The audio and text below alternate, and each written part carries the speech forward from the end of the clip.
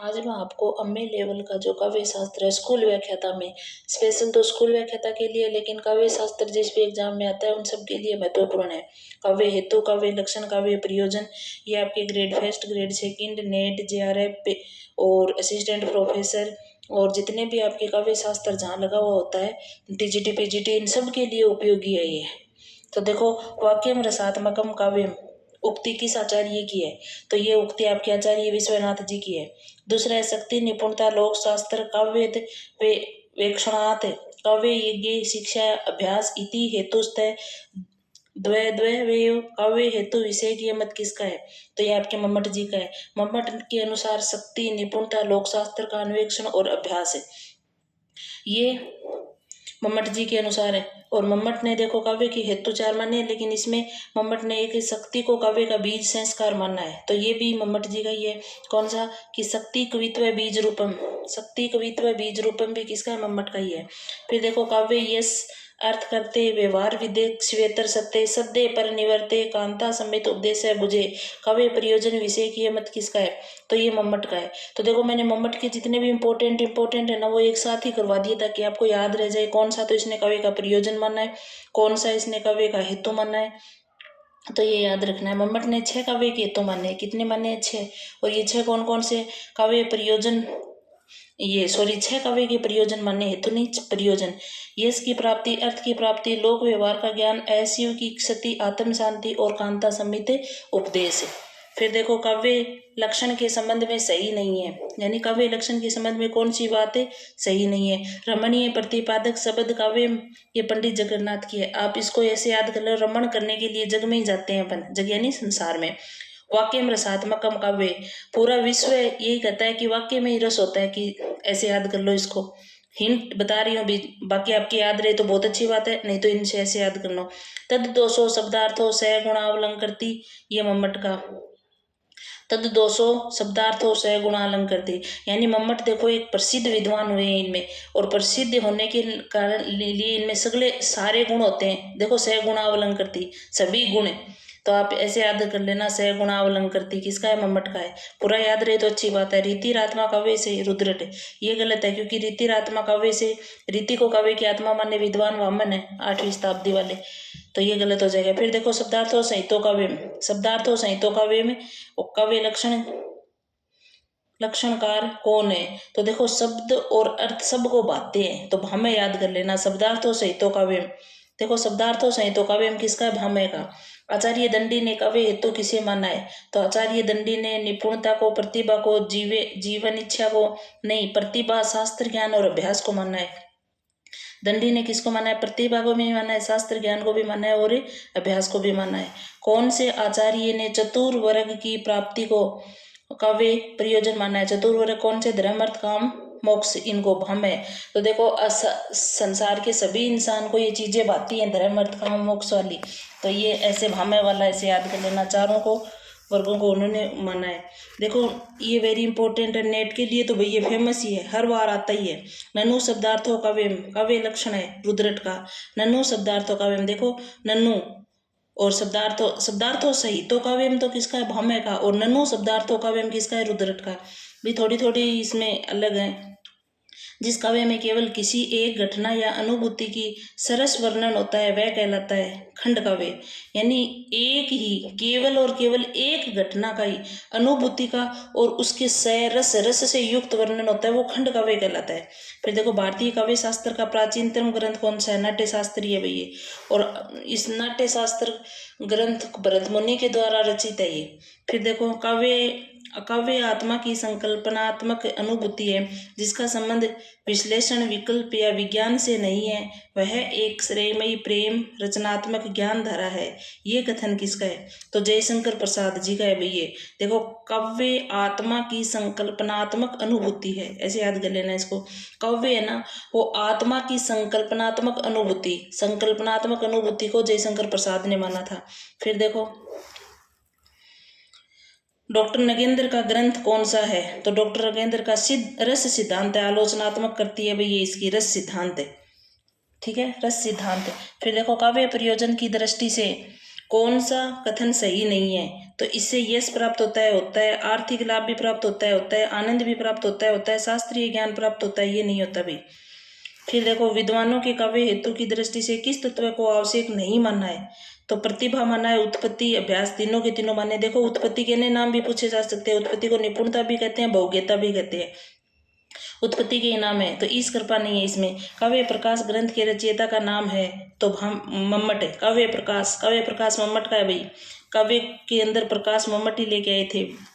काव्य हेतु की चर्चा करते समय भारतीय आचार्यों ने किस तत्व को सर्वाधिक महत्व माना है? बताइए। प्रतिभा को सर्वाधिक महत्व माना है, क्योंकि प्रतिभा हर किसी में नहीं होती,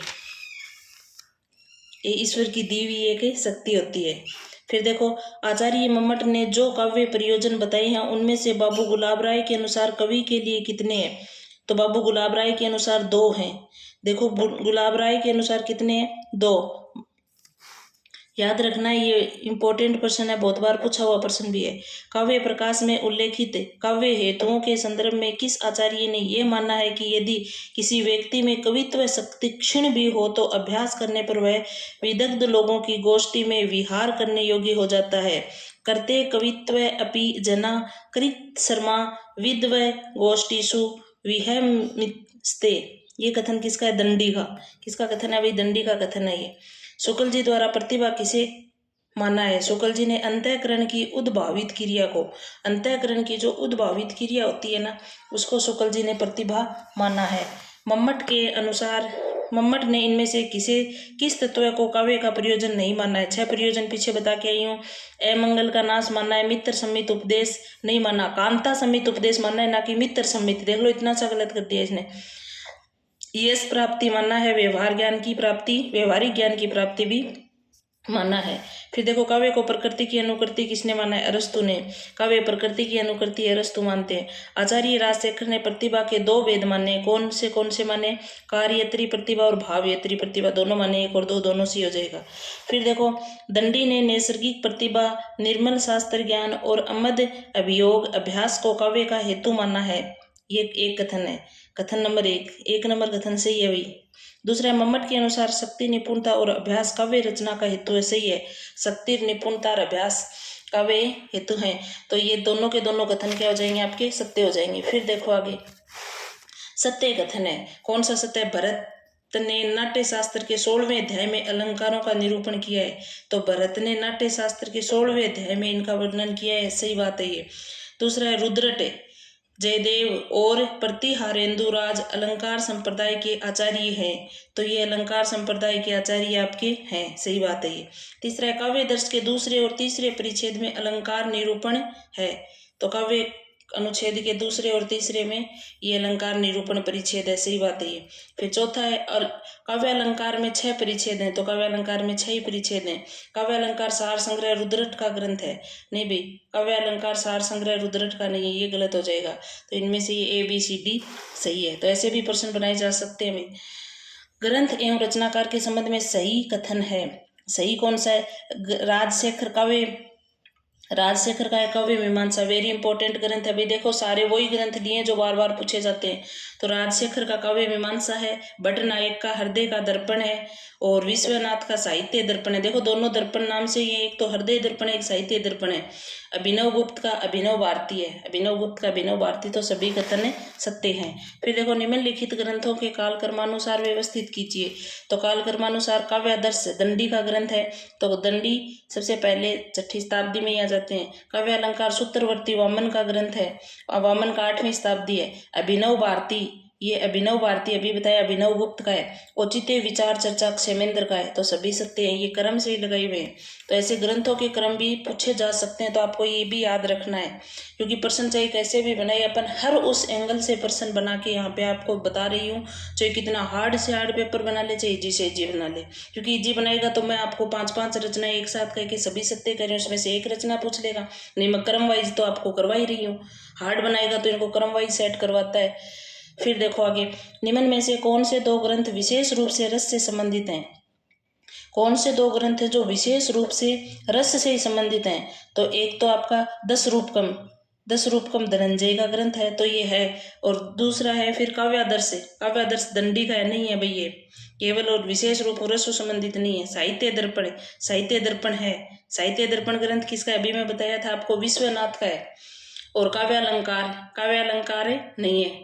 तो कौन कौन से? 1 और 3, 1 और 3 आपके सही हो जाएंगे। ये केवल और विशेष रूप रसु संबंधित हैं। 10 रूपकम और साहित्य दर्पण।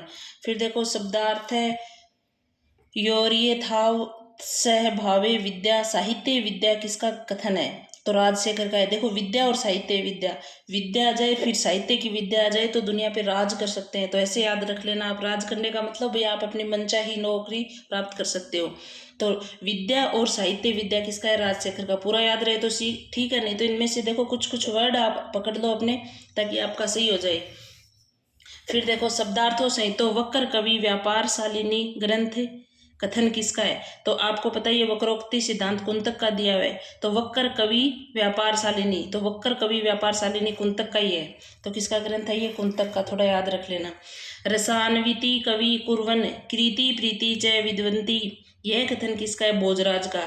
देखो रसान्विति कवि कुर्वन कृति प्रीति च विद्वंती, कृति प्रीति च विद्वंती भोजराज का है। फिर देखो आगे, निम्नलिखित आचार्यों का सही कालक्रमानुसार चुनिए। सही कालक्रम कौन सा है इन आचार्यों का? तो देखो आचार्य रुयक, कुंतक, आनंदवर्धन और दंडी। नहीं भाई, दंडी कुंतक पहले, आनंदवर्धन 9वीं शताब्दी का है, दंडी इनका है। तो सबसे पहले आपको पता है 6ठी शताब्दी दंडी की है। तो दंडी सबसे पहले देखो कहाँ है, ये रहा दंडी। दंडी छठी 7वीं भी मानते हैं। और आनंदवर्धन का है 9वीं शताब्दी, और कुंतक का है 10वीं भी मानते हैं, 11वीं मानते हैं, रुएक का 12वीं। तो मैंने आपको लगा भी दिया। देखो दंडी का 7वीं सदी का उत्तरार्ध, कहीं कहीं भी छठी भी मानते हैं लेकिन 7वीं सदी का उत्तरार्ध है। आनंदवर्धन का 9वीं है, 9वीं का मध्य भाग है। कुंतक का 10वीं भी मानते हैं, 11वीं सदी भी मानते हैं। रुएक का 12वीं का पूर्वार्ध भाग है। तो ये आपको क्रम से है। और ऐसे सीधा इजी प्रश्न पूछेगा तो इनमें से सीधा ही पूछ लेगा रुएक की कौन सी शताब्दी है, तो 12वीं। फिर देखो किस आचार्य ने शक्ति लोक व्यवहार आदि से प्राप्त निपुणता तथा काव्य अंगों की शिक्षा प्राप्त कर किए गए अभ्यास को ही काव्य का हेतु माना है? तो मम्मट ने माना है भैया। किसने माना है? मम्मट ने। शरीर तद शिष्ट अर्थ है, शरीरम तद शिष्ट अर्थम व्यवहार छिन्ना पदावली का कथन किसका है? तो ये दंडी का कथन है। देखो शरीर पे ही दंड, कोई भी दंड होता है वो शरीर को ही भोगना पड़ता है ना, तो ऐसे याद कर लेना। काव्य शोभा या कर्तारो धर्मा गुणा कथन किसका है? तो आपको पता है वामन का है ये। और वामन की रचना काव्य अलंकार सूत्र है। सूत्र से अब आपको ये काव्य शास्त्र सूत्र से याद कर रहे हो तो अपन करते हैं ना, वाह बहुत अच्छी बात है। तो सूत्र आगे आ जाए जिस रचना के, वो किसकी है? वामन की है। अनौचित्य यदि नानयात रस भंग से कारणम कथन किसका है? क्षेमेंद्र का। अनौचित्य, औचित्य के अंदर औचित्य सिद्धांत भी क्षेमेंद्र का ही है। काव्य शास्त्रीय ग्रंथों का कालक्रमानुसार सही क्रम है। तो देखो काव्यादर्श दंडी वाला 7वीं शताब्दी, दवन्यालोक 9वीं शताब्दी, काव्य मीमांसा वक्रोक्ति जीवितम सभी कथन सत्य हैं। तो देखो मैंने इनके नाम लिख के भी बता दिए। अभी दंडी काव्यादर्श 7वीं शताब्दी है, आनंदवर्धन दवन्यालोक 9वीं शताब्दी है, राजशेखर की है काव्य मीमांसा और ये 9वीं का उत्तरार्ध है। राजशेखर काव्य मीमांसा। और कुंतक का आपको पता ही है वक्रोक्ति जीवितम 10वीं शताब्दी। कुंतक की कौन सी शताब्दी है? तो 10वीं शताब्दी, कहीं कहीं 11वीं शताब्दी भी मानते हैं। तो देखो कालक्रम की दृष्टि से साहित्य सिद्धांत का सही अनुक्रम है। तो पहले कौन सा है बाद में कौन सा है उस हिसाब से। तो आपको पता ही सबसे पहले रस सिद्धांत आया था। तो रस सबसे पहले कहाँ है? ये देखो ये रहा रस। रस के बाद अलंकार, अलंकार के बाद रीति, रीति के बाद ध्वनि। तो देखो वामन और कुंत, फिर वापस से क्रम देखो, रस सिद्धांत, अलंकार सिद्धांत, रीति सिद्धांत और ध्वनि सिद्धांत। फिर देखो कालक्रम की दृष्टि से सही कथन है। तो इनका देखो वामन का 8वीं शताब्दी है, कुंतक का आपको बताया 10वीं, और मम्मट का 11वीं, विश्वनाथ का 12वीं। तो ये इनका क्रम है। वामन का 8वीं शताब्दी है, मम्मट का 11वीं, विश्वनाथ का 12वीं। तो जो बार बार आ रहे हैं उनको तो भाई जरूर याद कर लेना, समय आप है। अलंकार सर्वस्व ग्रंथ के रचनाकार कौन है? रुये के। अलंकार सर्वस्व है, यानी हर आदमी सब चीज के सब कुछ प्राप्त करने के लिए रोता रहता है, उसको मिलता है उतने में संतुष्ट नहीं है वो। तो आपको याद रखना ही है, सर्वस्व है। अलंकार के आगे सर्वस्व रख जाए तो रुये के। काव्य अलंकार सार संग्रह ग्रंथ किसका है? उद्भट का। सार संग्रहित ये ग्रंथ किसका है? देखो रुद्रट का। कवि कंठाभरण ग्रंथ के रचनाकार कौन है? क्षेमेंद्र है। कवि कंठाभरण, कवियों के कंठ क्षेमेंद्र क्षेमेंद्र ने ये रचना 11वीं सदी के उत्तरार्ध में लिखी थी। समय भी पूछा हुआ अभी एक बार। क्षेमेंद्र की ये रचना 11वीं सदी के उत्तरार्ध में लिखी थी। साहित्य दर्पण किसका है? विश्वनाथ का। 14वीं सदी का पूर्वार्ध ग्रंथ के रचनाकार कौन है? विश्वनाथ है। अभिनव गुप्त के ग्रंथ का नाम बताइए। अभी पीछे बताया था ध्वन्यालोक लोचन। अभिनव गुप्त का ग्रंथ है ध्वन्यालोक लोचन। वेरी इंपॉर्टेंट ग्रंथ है भाई ये ध्वन्यालोक लोचन, अभिनव गुप्त का है। व्यक्ति विवेक ग्रंथ के रचनाकार कौन है? महिम भट्ट। व्यक्ति विवेक के कौन है? महिम भट्ट। भोजराज का ग्रंथ है सरस्वती कंठाभरण। इंपॉर्टेंट है ये सारी। फिर देखो, निम्नलिखित को सुमेलित कीजिए। इन आचार्यों को सुमेलित करना है। भट्ट लोलट का कौन सा है?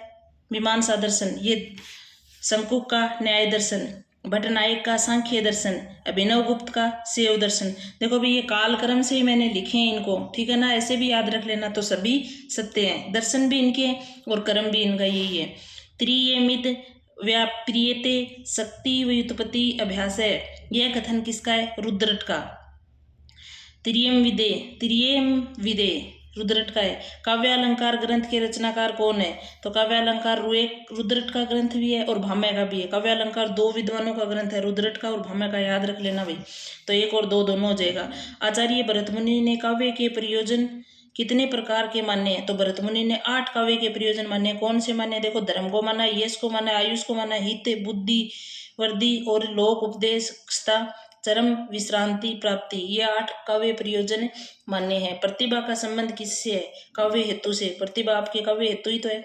ऐसे भी प्रश्न पूछ सकते हैं भाई। फिर देखो, संस्कृत में काव्य लक्षण आचार्यों के ने मुख्यतः 3 आधारों पर किया है जो है। तो वो 3 आधार कौन से है? शब्द और अर्थ के आधार पर, शब्द के आधार पर, रस और ध्वनि के आधार पर। तो सभी सही है भाई, ये 3 आधार यही है काव्य के लक्षण मानने के। एक तो शब्द है, अर्थ है, एक शब्द है, फिर एक रस और ध्वनि है। तो ये फिर देखो आपकी, ये तो आपके हो गए हेतु, लक्षण और प्रयोजन से संबंधित। अब आपके 50 क्वेश्चन आएंगे रस निष्पत्ति, साधारणीकरण सिद्धांत और वक्रोक्ति सिद्धांत के। तो देखो, फिर 3 प्रकार की व्यंजनाओं में आनंदवर्धन ने किसे सर्वोत्तम स्थान प्राप्त किया है? तो तीनों व्यंजनाओं ने रस ध्वनि को सर्वोत्तम स्थान प्राप्त किया, रस ध्वनि को। आचार्य कुंतक ने इनमें से किसी वक्रोक्ति का एक भेद नहीं माना है। तो आपको देखो, वक्रोक्ति प्रबंध वक्रता होती है, अर्थ वक्रता नहीं होती भाई। वेरी इंपॉर्टेंट है, याद रख लेना, यही ऑप्शन देता है बार बार। वर्ण विन्यास वक्रता होती है, पद पूर्वार्ध वक्रता होती है। तो देखो, वक्रोक्ति के 6 भेद होते हैं, 6 के 6 मैं आपको बता रही हूँ। वर्ण विन्यास वक्रता होती है, पद पूर्वार्ध होती है, पद प्रार्ध होती है, वाक्य या प्रबंध वक्रता होती है, वाक्य वक्रता होती है, अर्थ वक्रता नहीं होती। वाक्य वक्रता को प्रबंध वक्रता भी कहते हैं। तो याद रख लेना, वाक्य वक्रता या प्रबंध वक्रता, प्रकरण वक्रता होती है और प्रबंध वक्रता, ये 6 उनके भेद होते हैं। फिर देखो, साधारणीकरण के संबंध में कहा गया है कि ये वाक्य भावत्वम साधारणीकरणम किस आचार्य का है? भट्टनायक का। भावत्वम साधारणीकरणम किसका है? भट्टनायक का वाक्य। काव्य से आत्मा ध्वनि रीति बुधेरिये समानात पूर्व स्तय भावम जगदपुरे वक्ता अनुशासन मध्य, ये कथन किसका है? तो ये आनंदवर्धन का है। काव्य से आत्मा ध्वनि रीति, काव्य की आत्मा को ध्वनि मानने वाले विद्वान को, ध्वनि को काव्य की आत्मा मानने वाले विद्वान आनंदवर्धन ही है। आचार्य कुंतक ने निम्न में से किसी वक्रोक्ति का एक भेद नहीं माना है। पद पूर्वार्ध वक्रता होती है, कल्पना वक्रता नहीं होती हुई, वर्ण विन्यास वक्रता भी होती है और प्रबंध वक्रता भी होती है। इसमें से ध्वनि विषयक गलत कथन कौन सा है? तो देखो, काव्य सिद्धांत के रूप में ध्वनि शब्द का सर्वप्रथम प्रयोग ध्वन्यालोक नामक ग्रंथ में मिलता है। तो ध्वन्यालोक में ही मिलता है सबसे पहले। ध्वनि सिद्धांत व्याकरणों के स्फोटवाद पर आधारित है, ये भी सही है। ध्वनि उस काव्य को ध्वनि कहते हैं, विद्वान उस काव्य को ध्वनि कहते हैं जिसमें कथित शब्द और अर्थ अपने को गौण बनाकर व्यंग्यार्थ की अभिव्यक्ति करते हैं, सही है। आचार्यों ने ध्वनि काव्य के 2 भेद माने, लक्षणामूला और व्यंजनामूला, यही गलत है। फिर देखो, वक्रोक्ति विषय कौन सा कथन सही नहीं है? तो आचार्य कुंतक ने वक्रोक्ति को काव्य की आत्मा के रूप में स्वीकार किया, सही बात है। इस विद्वान का प्रमुख ग्रंथ है वक्रोक्ति जीवितम, सही है। आचार्य कुंतक ने वक्रोक्ति के प्रमुखतः 8 भेद माने। अभी 6 पढ़ के तो आए यहाँ पर, तो देखो ये गलत हो जाएगा। कुंतक औचित्य को वक्रोक्ति का अनिवार्य तत्व मानते हैं। कुंतक है ना, औचित्य को वक्रोक्ति का अनिवार्य तत्व। प्रश्न ऐसे भी आ सकता है, कुंतक ने वक्रोक्ति का अनिवार्य तत्व किसे माना है? तो औचित्य को माना है, याद रखना। रस निष्पत्ति और साधारणीकरण से संबंधित कौन सा कथन सही नहीं है? तो देखो साधारणीकरण का सिद्धांत वस्तुतः भट्ट लोलट की देन है। उत्पत्तिवाद के अनुसार रस का विभाव आदि के साथ उत्पाद्य उत्पादक भाव संबंध माना जाता है। अभिधा से काव्य का अर्थबोध होने के बाद भावत्व व्यापार द्वारा विभाव आदि का साधारणीकरण होता है और संकुक का रस निष्पत्ति का सिद्धांत अनुमितिवाद कहलाता है। तो संकुक वाला तो अनुमितिवाद है ही, लेकिन ये आपका साधारणीकरण का सिद्धांत वस्तुतः भट्ट लोलट की देन है। नहीं, साधारणीकरण का सिद्धांत भट्ट लोलट की देन नहीं होगी, ये किसकी है? भट्टनायक की देन है। तो ये याद रखना है आपको। फिर देखो ध्वनि सिद्धांत से संबंधित ध्वनि सिद्धांत से संबंधित कौन सा कथन है सही है? सही पूछा है इसमें। तो लक्षणामूला को अविवक्षित वाच्य ध्वनि भी कहते हैं। वेरी इंपॉर्टेंट है भाई। अविवक्षित वाच्य ध्वनि के दो भेद माने गए हैं। अविवक्षित वाच्य ध्वनि के कितने भेद माने गए हैं? दो। अत्यंत तिरस्कृत वाच्य ध्वनि लक्षणामूला ध्वनि का ही भेद है, तो सभी सत्य हैं। अत्यंत तिरस्कृत वाच्य ध्वनि लक्षणामूला का ही भेद है। फिर देखो आचार्य कुंतक रामचंद्र शुक्ल ने आचार्य रामचंद्र शुक्ल ने किन दो सिद्धांतों को साम्य की बात की है? तो कौन से सिद्धांतों को की है? अनुकरण सिद्धांत या वक्रोक्ति सिद्धांत, अभिव्यंजना सिद्धांत या रस सिद्धांत, अभिव्यंजना सिद्धांत या वक्रोक्ति सिद्धांत, औचित्य सिद्धांत या औदात्य सिद्धांत या औचित्य सिद्धांत। तो आचार्य रामचंद्र शुक्ल के दो सिद्धांत अभिव्यंजनावाद और वक्रोक्ति सिद्धांतों में साम्यता की बात की है। वक्रोक्ति सिद्धांत के प्रवर्तक कौन थे? तो कुंतक थे। इन्होंने वक्रोक्ति को काव्य की आत्मा बताया। कुंतक ने क्या बताया? वक्रोक्ति को काव्य की आत्मा बताया। वक्रोक्ति का अर्थ है वक्र युक्ति या टेढ़ा कथन।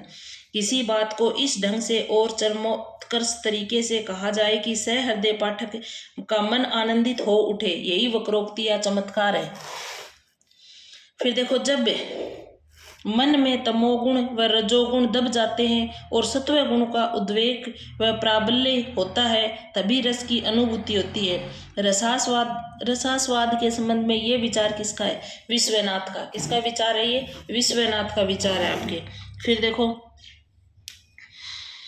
व्यक्ति तो विशेष ही रहता है, पर प्रतिष्ठा उसमें ऐसे सामान्य धर्म की रहती है जिसके साक्षात्कार से सब श्रोताओं या पाठकों के मन में एक ही भाव का उदय थोड़ा या बहुत होता है। साधारणीकरण के संबंध में ये कथन किसका है? आचार्य रामचंद्र शुक्ल का कथन है। वेरी इंपॉर्टेंट कथन है भाई, इसको याद रखना। फिर देखो अभिनव गुप्त के अनुसार रसास्वादन प्रक्रिया के संबंध में अनुपयुक्त कथन है, यानी गलत कौन सा है? साधारणीकरण व्यंजना के विभावन व्यापार का परिणाम नहीं है। ये देखो नहीं है, गलत है, क्योंकि साधारणीकरण व्यंजना के विभावन व्यापार का परिणाम ही तो है, यही गलत हो जाएगा। फिर देखो स्थायी भाव अनादि वासना के रूप में सहृदय के हृदय में पूर्व स्थित रहता है, सही है। रसानंद अखंड होता है, सही है। विभावादि व्यंजक होते हैं और रस व्यंग्य, सही है। विभावादि है ना, ये तो व्यंजक होते हैं, रस व्यंग्य होता है। फिर देखो रस ध्वनि किसे कहा गया है? तो रस ध्वनि किसको कहा गया? अभी अपन पढ़ के भी आए हैं पीछे। असंलग्न से क्रम व्यंग्य ध्वनि को रस ध्वनि कहा है। असंलग्न से क्रम व्यंग्य ध्वनि, रस ध्वनि किसको कहते हैं? असंलग्न से क्रम व्यंग्य ध्वनि को, याद रखना इसको। फिर देखो वाच्यार्थ को वांछनीयता एवं उसका व्यंग्यनिष्ठ होना ध्वनि के किस भेद की विशेषता है? विवक्षित परवाच्य ध्वनि का। कौन सी ध्वनि का? विवक्षित परवाच्य ध्वनि का है। कुंतक ने अलंकारों का विधान वक्रोक्ति के भेद के अंतर्गत किया है। तो कौन से भेद के अंतर्गत किया है? वाक्य वक्रता में। कौन से भेद में? वाक्य वक्रता में। कौन से आचार्य वक्रोक्ति को अलंकार का मूल मानकर उसके अभाव में अलंकार की कल्पना नहीं करते और इसी कारण हेतु सूक्ष्म और लेस को अलंकार की श्रेणी में परिणित नहीं करते। भाम्य नहीं करते भाई। ध्वन्यालोक ग्रंथ के रचयिता कौन है? आनंदवर्धन। कौन सा वक्रोक्ति का भेद नहीं है? वर्ण विन्यास वक्रता होती है, पद पूर्वार्ध वक्रता होती है, प्रबंध वक्रता होती है, शब्द वक्रता नहीं होती। फिर देखो किस आचार्य ने शब्दालंकारों को अधम काव्य, अर्थालंकारों को मध्यम काव्य और गुणी तथा गुणीभूत व्यंग्य और ध्वनि के क्रम से उत्तम और उत्तमोत्तम कहा है। तो कौन से विद्वान ने कहा है? ये मम्मट और आनंदवर्धन ने। कौन से विद्वान ने? मम्मट और आनंदवर्धन ने कहा है। ध्वनि के त्रिविध प्रकार निम्न में से कौन से हैं? वस्तु, अलंकार और रस, यही है। अभिनव गुप्त का रस सिद्धांत विषयक मत कौन सा है? अभिव्यक्तिवाद है। आचार्य रामचंद्र शुक्ल के अनुसार साधारणीकरण किसका होता है? आलंबन धर्म का होता है। साधारणीकरण किसका होता है? आलंबन धर्म का होता है। चित्र तुरंग न्याय सिद्धांत की अवधारणा का उपयोग किस आचार्य ने रस निष्पत्ति की व्याख्या में किया है? तो शंकुक ने किया है। आपको शंकु का चित्र बनाना आता है क्या? ऐसे याद कर लेना भाई इसको। फिर देखो, हिमांद्री तुंग श्रृंग से प्रबुद्ध शुद्ध भारती, स्वयं प्रभा समुज्वला स्वतंत्रता पुकारती। उपयुक्त पंक्ति में कौन सा रस है? तो इसमें आपकी कौन सा रस है? वीर रस है। तू दयालु दीन है, तू दानी हो भिखारी, हो प्रसिद्धि पात की, तू पाप पुंजहारी। पंक्तियों में कौन सा रस है? इसमें भक्ति रस है। आश्रय की वे चेष्टाएं जिससे उनके हृदयगत भावों की सूचना प्राप्त होती है, क्या कहलाती हैं? अनुभाव कहलाती हैं। चेष्टाएं, आश्रय की चेष्टाएं अनुभावी कहलाती हैं भाई। अभिनव गुप्त के अनुसार सही कथन कौन सा है? तो अभिनव गुप्त के अनुसार सही कथन कौन सा है? देखो, पहला है मानव मन में वासना रूप में स्थित स्थायी भाव का साधारणीकरण होता है। सही बात है भाई, होता है। फिर देखो, साधारणीकरण के लिए भोजकत्व व्यापार अनिवार्य है? अनिवार्य नहीं है भाई। तीसरा है साधारणीकरण की अवस्था में प्रेक्षक स्व पर के बंधन से छूट जाता है। स्व और पर के बंधन से छूट जाता है। सही बात है। साधारणीकरण की अवस्था में प्रेक्षक को लौकिक संबंध का बोध रहता है, कोई बोध नहीं रहता। तो ए और सी सी हो जाएगा इसमें। फिर देखो, रस की, देखो पूरा बता देती हूँ। अभिनव गुप्त का समय 10वीं सदी का उत्तरार्ध माना जाता है। ये कश्मीर से संबंध रखते हैं। इन्होंने व्याकरण शास्त्र, ध्वनि शास्त्र, नाट्य शास्त्र का अध्ययन क्रम से नरसिंह गुप्त, भट्ट इंद्राज और भट्ट तोत के गुरु मानकर किया था। किन किन को गुरु माना था? नरसिंह गुप्त को, भट्ट इंद्राज को और भट्ट तोत को माना था। अभिनव गुप्त ने तंत्रालोक नामक श्रेष्ठ दार्शनिक कृति की रचना की है। अभिनव गुप्त की तंत्रालोक रचना भी है भाई, और ये इनकी श्रेष्ठ कृति है। रस की प्रस्तुति के लिए तद्रूपतानुसंधान शब्द का प्रयोग किस आचार्य ने किया है? तो कौन से ने किया? भट्ट लोलट ने किया है तद्रूपता का। भट्ट लोलट का सिद्धांत मीमांसा दर्शन पर आधारित है। वेरी इंपॉर्टेंट प्रश्न है। कौन से पे? मीमांसा। इसके अनुसार रस की अवस्थिति मूलतः अनुकार्य अर्थात ऐतिहासिक पात्र रामादि में होती है तथा गौण रूप में अनुकर्ता में भी होती है। आनंदवर्धन ने किसे ध्वनि की आत्मा माना है? तो आनंदवर्धन ने ध्वनि की आत्मा किसको माना है? रस ध्वनि को माना है। ध्वनि की आत्मा किसको माना है? रस ध्वनि की। फिर देखो, आचार्य रचनाओं एवं रचनाकारों के संबंध में सही नहीं है। वेरी इंपॉर्टेंट है भाई, रचनाएं सारी। तो काव्य प्रकाश चिंतामणि की है, रस राज मतीराम की है, रस विलास देव की है, रस सारांश भिखारीदास की है, रस प्रबोध रस लीन की है। रस से संबंधित 5 रचनाएं, 5 पूछी जाती हैं भाई। देखो, काव्य का प्रकाश करने के लिए सबको चिंता लगी रहती है, तो चिंतामणि की होगी। रस पर राज वही करता है जिसकी मति होती है, तो मतीराम की होगी। रस का विलास जिस भी रचना के आगे आ जाए मोस्टली वो देव की होती है। रस का सारांश भिखारीदास की है। रस का प्रबोध, रस में लीन होता है ना, वही प्रबोध कर सकता है, तो ऐसे याद रख लेना। फिर देखो, आचार्य रामचंद्र शुक्ल द्वारा रचित नहीं है। कौन सी नहीं है? रसात्मक बोध के विविध रूप हैं, सौंदर्य बोध और शिवत्व बोध, यही नहीं है। साधारणीकरण और व्यक्ति वैचित्र्यवाद है। काव्य में लोक मंगल की साधनावस्था भी है। तो सौंदर्य बोध और शिवत्व बोध ये अज्ञे का है। सौंदर्य बोध और शिवत्व बोध किसका है? अज्ञे का। फिर देखो, निम्न आचार्यों का सही कालक्रम चुनिए। तो अभी मैं आपको कालक्रम बता के आई। सबसे पहले दंडी आता है, तो दंडी का 7वीं शताब्दी, आनंदवर्धन का 9वीं शताब्दी है, कुंतक का 10वीं या 11वीं शताब्दी है, रुएक का 12वीं का पूर्वार्ध है। याद रखना है ये। फिर देखो, साधारणीकरण की निम्नलिखित स्थापनाओं उनके प्रतिस्थापकों से सुमेलित कीजिए। तो इनके साथ साथ सुमेलित करना है। तो देखो, रसास्वादन में वासनात्मक तथा स्थिर मनोवृत्तियां जिनके द्वारा चरित्र की सृष्टि होती है, साधारणीकरण के द्वारा आनंद में बना दी जाती है। इसलिए यह वासना का संशोधन करके उनका साधारणीकरण करता है। अज्ञेय की एकदम सही बात है भाई। फिर देखो, काव्य दूसरा है, काव्य प्रसंग या रस के समस्त अवयवों का साधारणीकरण मानने की अपेक्षा कवि भावना का साधारणीकरण मानना मनोविज्ञान के अधिक अनुकूल है, रामचंद्र शुक्ल की। फिर देखो, सही बात है ये भी। लोक हृदय की यह सामान्य अंतः भूमि परख कर हमारे यहाँ साधारणीकरण सिद्धांत की प्रतिष्ठा की गई है। यह सामान्य अंतः भूमि कल्पित या कृत्रिम नहीं है, नगेंद्र की। ये भी सही है, अंतः भूमि है ना कल्पित और कृत्रिम नहीं है, नगेंद्र की। जब चमत्कार आदि अर्थ मर जाता है तब उस शब्द की रोगोत्तेजना शक्ति भी क्षीण हो जाती है। उस अर्थ की प्रति प्राप्ति करता है जिसमें पुनः रागात्मक संबंध स्थापित हो। साधारणीकरण का ये अर्थ किसका है? जयशंकर प्रसाद का। तो ये सारे के सारे कथन आपके सही हैं, वेरी वेरी इंपॉर्टेंट। मैंने सारी कथनों को इसमें लिया है। फिर देखो, आनंदवर्धन ने किसे काव्य को ध्वनि माना है? कौन से काव्य को ध्वनि माना है? जिसमें आनंदवर्धन ने कौन से को माना? जहाँ शब्द और अर्थ दोनों अपने अर्थ का उत्सर्जन कर व्यंग्यार्थ को अभिव्यक्त करें, इसी को माना है। जहाँ शब्द और अर्थ दोनों को क्या करें? अर्थ को उत्सर्जित करें और व्यंग्यार्थ को अभिव्यक्त करें, उसी को आनंदवर्धन ने काव्य की ध्वनि माना है।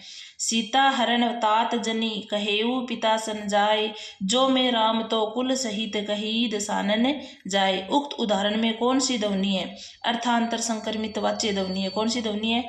अर्थांतर संक्रमित वाच्य ध्वनि है। ये सीता हरण तात जनी कहेऊ पित सन जाय, जो में राम तो कुल सहित कहीद सानन जाय, इसमें अर्था संक्रमित वाच्य ध्वनि, याद रखना है ये। फिर देखो, रस की निष्पत्ति मूल ऐतिहासिक पात्रों से ही संभव है। ये कथन किसका है? भट्ट लोलट का। रस की निष्पत्ति है ना, वो मूल ऐतिहासिक पात्रों से ही संभव है, भट्ट लोलट का।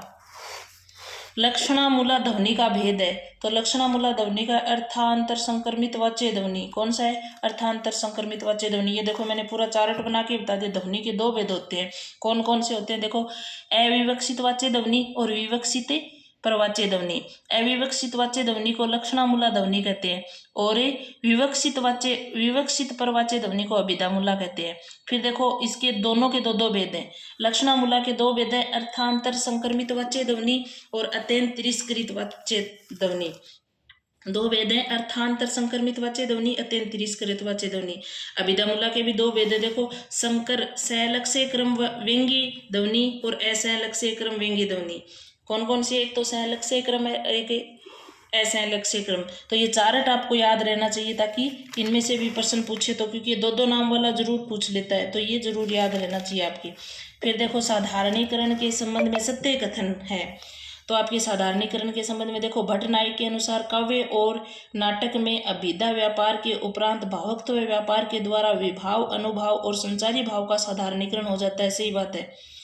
आचार्य रामचंद्र शुक्ल, सहृदय का आश्रयत्व धर्म के साथ तादात्म्य होता है, परिणामत्व आलम्बनत्व धर्म का सामान्यीकरण होता है। ये बात भी सही है। डॉक्टर नगेंद्र के अनुसार साधारणीकरण न तो आश्रय राम का होता है, न आलम्बन सीता का होता है, अपितु वह कवि की अनुभूति का होता है। ये बात भी सही है। तो आपके सारे कथन क्या है? सही है। फिर देखो, शब्द पर आधारित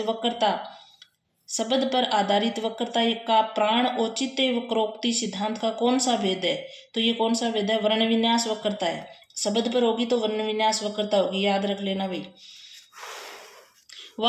आगे देखो, वाक्य वक्रता वस्तु पर आधारित होती है। वाक्य वक्रता किस पे आधारित होती है? वस्तु पर आधारित होती है। प्रकरण वक्रता अनेक वाक्यों का समूह होता है, संपूर्ण प्रबंध का एक अंश होता है। प्रबंध वक्रता किसको कहते हैं? प्रबंध का समूह है, रूप प्लस सबसे व्यापक वक्रता।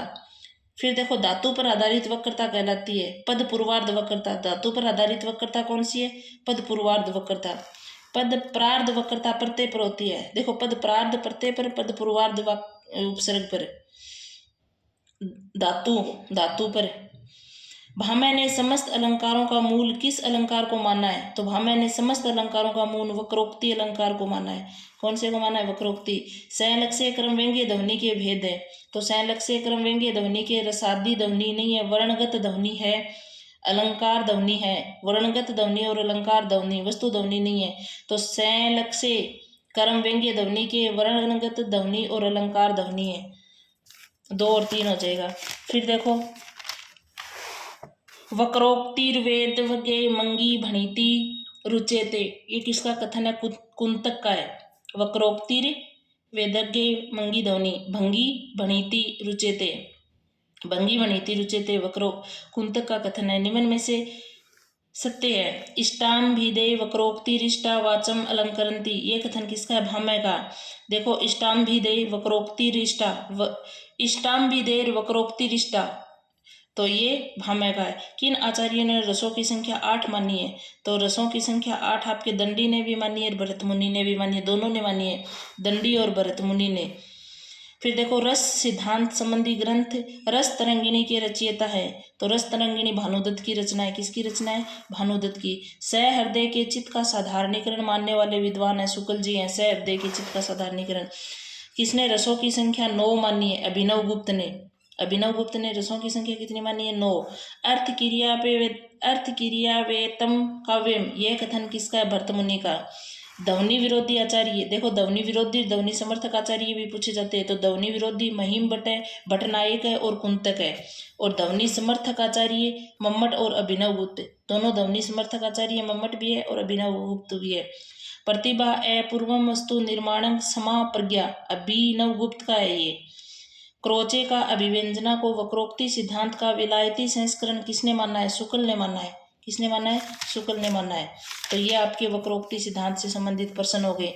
अब देखो आपके अरस्तु का अनुकरण सिद्धांत और लॉन्जाइनस का उदात्तवाद और मनोविश्लेषणवाद, ये 3 बचे हैं।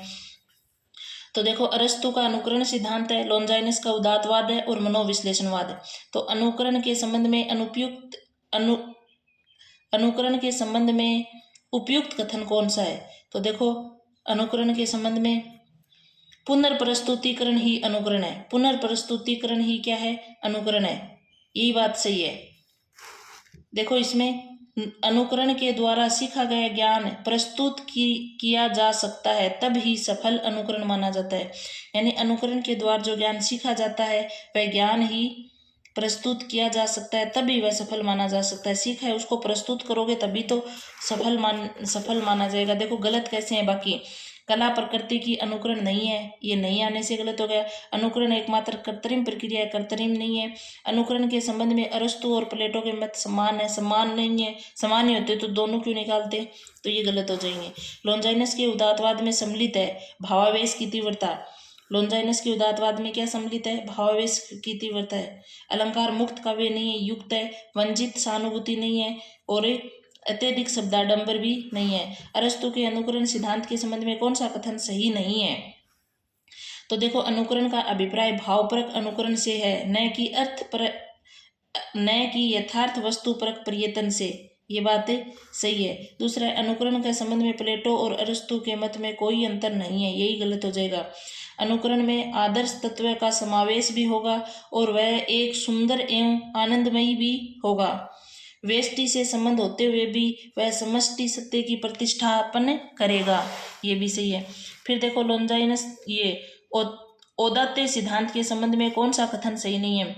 लॉन्जाइनस की प्रसिद्ध ग्रंथ का नाम पेरिप्सुस है, सही है। बाल्यता औदात्य का आवश्यक तत्व है, नहीं। बाल्यता औदात्य का आवश्यक तत्व नहीं है। भावावेश की तीव्रता औदात्य का आवश्यक तत्व एवं अंतरंग पक्ष है।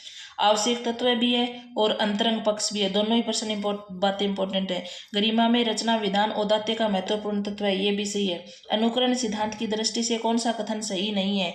तो अनुकरण की दृष्टि से अरस्तु का मत और प्लेटो के मत भिन्न है, सही बात है, अभी दोनों के अलग अलग हैं। अनुकरण को नया अर्थ प्रदान कर अरस्तु ने कला का स्वतंत्र अस्तित्व स्थापित किया है, सही बात है। अरस्तु कला को प्रकृति की अनुकृति मानते हैं, सही बात है। अरस्तु शुद्ध प्रकृति को मानते हैं, भावना में और कल्पना में अनुकरण को नहीं, ये बातें गलत हो जाएगी। फिर देखो लॉन्जाइनस के उदात्त तत्व के संबंध में गलत कथन है। उत्कृष्ट भाषा उदात्त तत्व का बहिरंग पक्ष है, सही है। अंतरंग पक्ष को लॉन्जाइनस ने जन्मजात माना है, सही है। महान धारणाओं की क्षमता तथा भावावेश की तीव्रता उदात्त तत्व के अंतरंग पक्ष माने जाते हैं, सही है। अलंकार योजना को उदात्त तत्व का विरोधी तत्व माना गया, नहीं भी, विरोधी तत्व नहीं है ये। फिर देखो अरस्तु के अनुकरण के संबंध में कौन सा कथन गलत है? अनुकरण भी एक सृजन प्रक्रिया ऐसे ही है। अनुकरण से अरस्तु का अभिप्राय भावपूर्ण अनुकरण से ऐसे ही है।